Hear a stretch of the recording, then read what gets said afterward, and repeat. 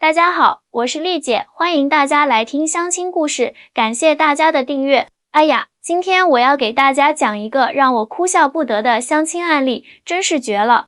这个案例的主角是广州的一位30岁姑娘，咱们就叫她小芳吧。小芳长得那叫一个水灵灵，身高1.65米，体重不到50公斤，皮肤白净，有着一双会说话的大眼睛，在广州一家外贸公司做高管，年薪40多万，还有一套小2居的房子。这样的条件，在相亲市场上那可不就是香饽饽吗？追求者简直是踏破了门槛，可他偏偏要找我来做他的红娘，我当时就纳闷了。第一次见面，小芳西装革履，妆容精致，手上拎着一个某奢侈品的包包，一看就是事业有成的都市丽人。她坐下来第一句话就让我愣住了，丽姐，我真的很烦恼，追我的人太多了，我都应付不过来，但我就是找不到对的人。我当时心想啊，这是来炫耀的吗？但作为专业的红娘，我还是耐心地问，那你心目中的理想对象是什么样的呢？这一问可不得了，小芳直接从包里掏出一张 A4 纸，我一看，好家伙，密密麻麻写满了条件，我人都看傻了，这谁顶得住啊？我随便念几条，你们感受一下，身高1.8米以上，体重不能超过70公斤，必须有6块腹肌，但不能太壮，肌肉不能太明显，必须是名校毕业，至少硕士学历，最好是海归，年收入50万起步，必须会做饭，会收拾家务，平时要有绅士风度，不能有太重的男生味，我很讨厌那种浓浓的荷尔蒙气息和汗臭味。不能打游戏，不能抽烟喝酒，不能应酬多，每天必须按时回家，必须喜欢小动物，家里养的猫必须爱护，必须孝顺，愿意和我一起赡养双方父母。听到这里，我忍不住打断了他，小芳啊，你这要求也太多了吧？现在的男生有这么完美的吗？你这不是在找对象，是在找神仙啊！小芳撇了撇嘴说，丽姐，我条件这么好，为什么不能挑一个最合适的呢？我工作这么忙，没时间去认识新朋友，所以才来找你帮忙筛选一下吗？我叹了口气，心想这姑娘是不是电视剧看多了，以为现实生活中真有那种既体贴又霸道，既阳刚又温柔，既能赚钱养家又能做家务的完美男友。但既然他来找我了，我还是决定帮他一把。在接下来的几周里，我真是拼了老命给他物色对象。终于，第一个满足他大部分条件的小伙子出现了。小陈，32岁，清华毕业，在一家知名互联网公司做技术总监，年薪70多万，身高1.83米，平时喜欢健身，有腹肌，性格温和，还会做几手拿手菜。我兴冲冲地把他的资料发给小芳，心想这下总该满意了吧。结果小芳看了照片就直接拒绝了，丽姐，这个不行，你看他的眉毛太浓了，一看就是荷尔蒙爆棚的类型，肯定很有男人味，我受不了。而且他肌肉练得这么明显，一定很臭。我当场就震惊了，小芳啊，你这样下去怎么找得到对象啊？男生有点男人味不是很正常吗？你总不能找个娘娘腔吧？丽姐，你别这么老土嘛，现在不兴找大男子主义的老爷们了，我喜欢那种干净清爽、温柔体贴的，就像韩剧里的欧巴一样。小芳振振有词地说，我真是服了，但既然是客户，我还是得继续帮他找。第二个给他介绍的是小林，35岁，英国留学回来的金融精英，家境优越，为人谦和，平时喜欢阅读和音乐，不抽烟，不酗酒，也不打游戏。两人见面后，小芳又来吐槽了，丽姐，这个小林说话声音太低沉了，一看就是那种传统老男人，而且他一直在谈论投资和理财，太无聊了。我需要的是能陪我逛街、拍照、做面膜的男朋友，不是找个投资顾问。我差点一口老血喷出来，小芳，你到底想找什么样的啊？你要求男生既要有上进心，事业有成，又不能太专注工作，既要有男子气概保护你，又不能有男人味，既要能挣大钱养家，又要整天陪着你玩，你这不是找对象，是在找仙草吧？小芳瘪瘪嘴说，丽姐，你不懂啦，现在的女生都很独立的，我不需要男人养我，我只是想找个合拍的伴侣而已，我宁愿单身，也不要将就。听了这话，我突然明白了，为什么小芳30岁了还单身，为什么追求者不断却非要来相亲，因为她根本不知道自己想要什么。他的标准全是从偶像剧和网络小说里拼凑出来的，根本不符合现实。我决定和他好好谈一谈。小芳，姐姐要给你说句掏心窝子的话，你知道为什么你身边的追求者那么多，却没一个入你的眼吗？小芳眨眨眼睛，因为他们都不够好啊。不是的，我摇摇头，是因为你只看到了表面的条件，却没有真正了解一个人的内心。婚姻不是在挑选一件完美无缺的商品，而是找一个能和你一起成长、共度余生的伴侣。可是丽姐，我已经等了这么多年了，难道就不能遇到一个各方面都完美的人吗？小芳啊，你有没有想过，如果有那么完美的男生，人家为什么要选择你呢？我的这句话让小芳愣住了。我继续给小芳讲道理，你要求人家方方面面都完美，那你自己是不是也得十全十美啊？你说你讨厌男生有男人味，那人家男生会不会也嫌弃你太挑剔呢？感情是相互的，不是光你挑别人。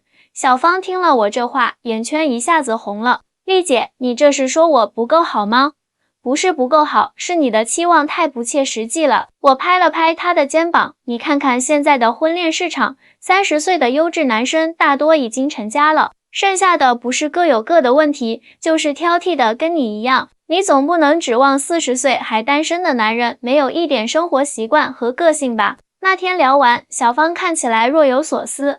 过了大概1个星期，她主动联系我说想再相亲，我心里暗喜，看来这姑娘是开窍了。于是我给她安排了第3位男嘉宾，小王。小王今年33岁，研究生学历，在广州一家国企工作，收入稳定，有自己的房子和车子，性格随和，还会弹吉他。虽然他没有小芳要求的那种欧巴气质，但绝对是靠谱的好男人。只说丽姐，小王真的挺会照顾人的，而且他家猫咪超可爱。我听了心里那个乐啊，总算有进展了。不过好景不长，第4次约会后，小芳又开始纠结了。丽姐，小王是个好人，但是我总觉得跟他在一起没有心动的感觉，而且他身上那股男人味还是有的，特别是运动完以后。小芳啊，你是不是脑子有坑啊？我忍不住骂道，人家男生身上有点男人味不是很正常吗？你要找没有男人味的男人，那只能找假人了。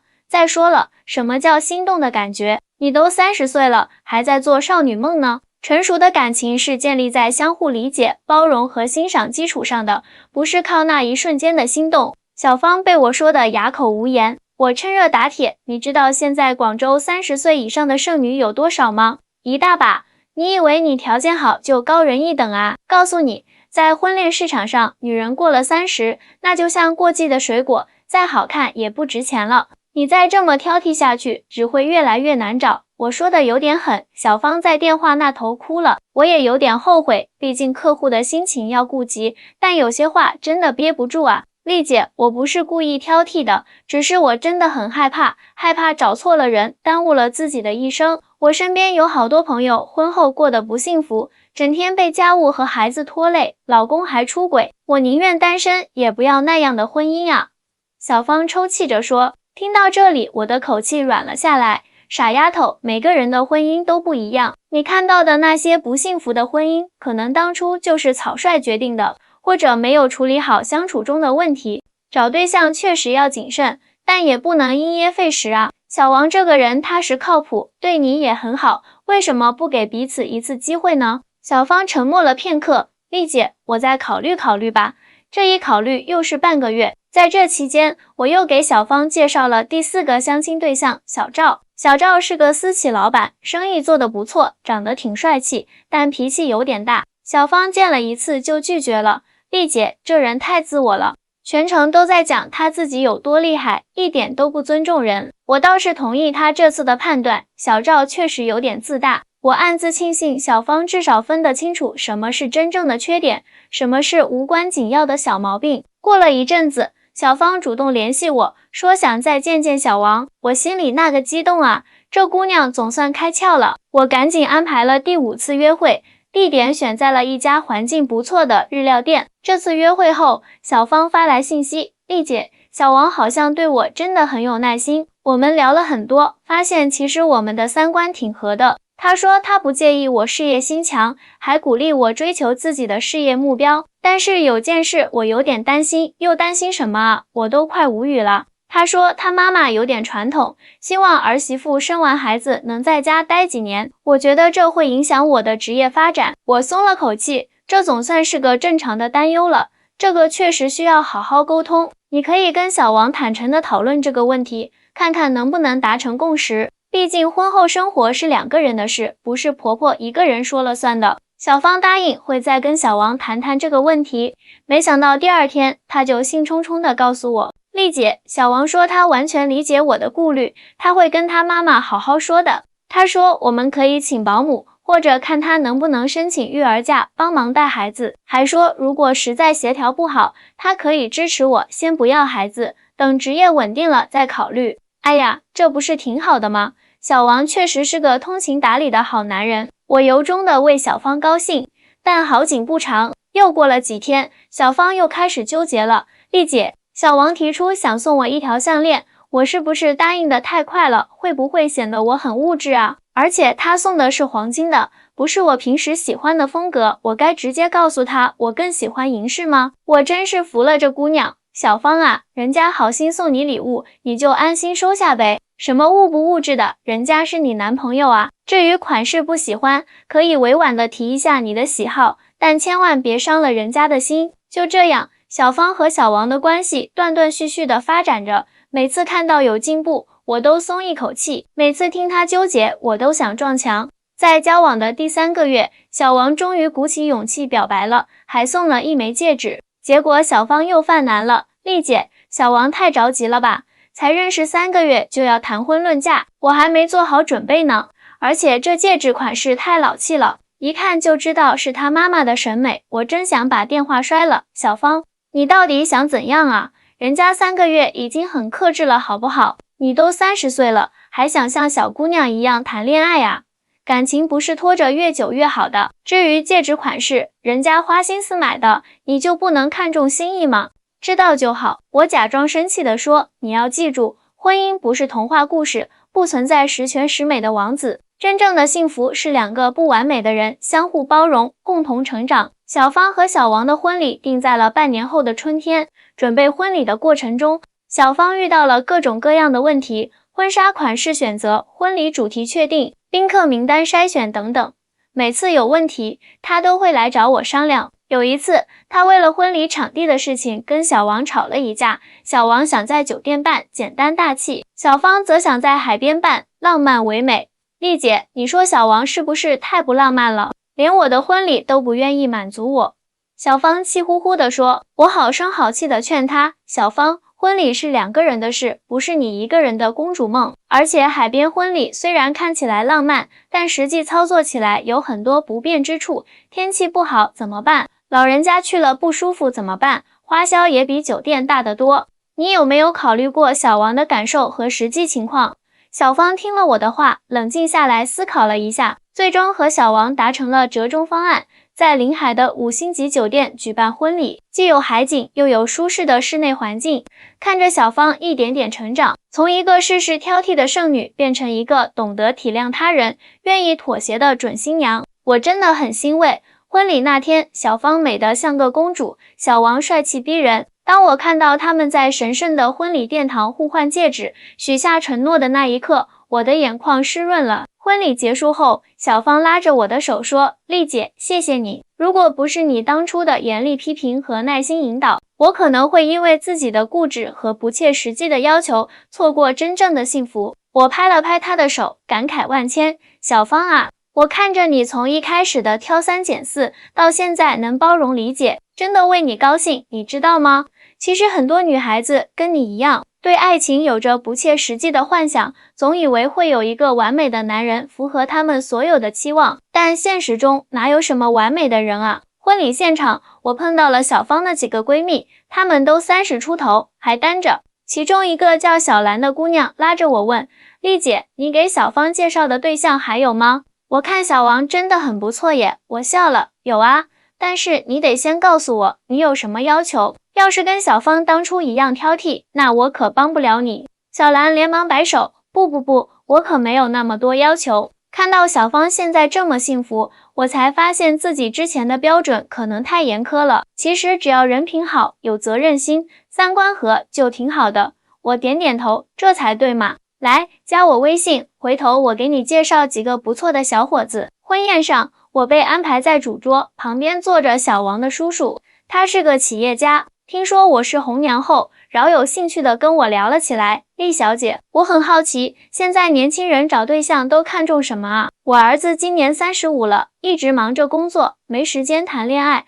我和他妈都急死了。我笑着回答，说实话，现在的年轻人普遍要求高，特别是在大城市，女孩子看重男方的经济条件、学历背景、长相身高，还有性格脾气，男孩子则看重女方的容貌、年龄、家庭背景和性格。但我觉得最重要的还是三观一致，能互相理解包容。那您觉得像我儿子这样的条件，找个什么样的姑娘合适呢？王叔叔继续问道。这个要看您儿子的性格和生活方式了。如果他工作压力大，最好找个温柔体贴、善解人意的；如果他性格内向，可以找个开朗活泼的，互补一下。如果他经常出差，就需要找个独立自主、不粘人的。关键是要合适，不一定要多么优秀。王叔叔若有所思地点点头，有道理。回头我让我儿子联系您。现在这些小年轻总觉得时间多的是，其实转眼就35、40了，到时候选择范围就更小了。是啊，特别是女孩子，年龄真的是很大的限制因素。我感慨道，就拿我们小芳来说，如果她再晚个2、3年，恐怕连小王这样的好男人都遇不到了。